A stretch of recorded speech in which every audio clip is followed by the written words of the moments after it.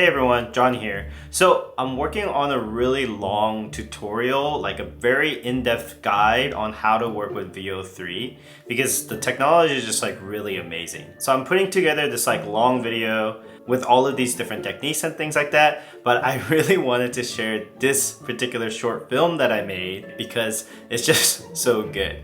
It's basically a parody on Death Eaters in Harry Potter if they were like tech workers and just complaining about like tech-ish things as it like reimagined as like wizarding problems.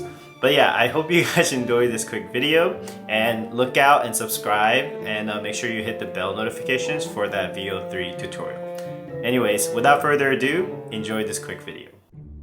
My update. Yesterday, I worked on the plan to attack Hogsmeade. Today, I will continue to work on the plan. I'm still waiting on the deployment of the Giants to the Forbidden Forest. The Giant logistics team is running 2 weeks behind schedule. I'm blocked until that is done. I have to update the enchantment on this. The wizard who wrote the original charm retired 10 years ago. There's no documentation. I have been on this crystal ball call for an hour.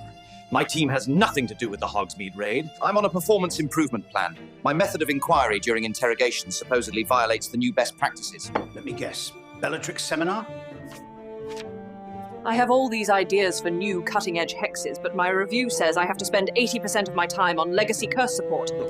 My review said my curse to hit accuracy was below expectations for the quarter. Unplanned retaliation. Again! They cut our wand budget by 30%, but still expect us to perform at optimal capacity. This one has the core of a flobberworm. My review says I need more high-visibility terror initiatives. In my day, the only deliverable was a body, and the only action was a curse.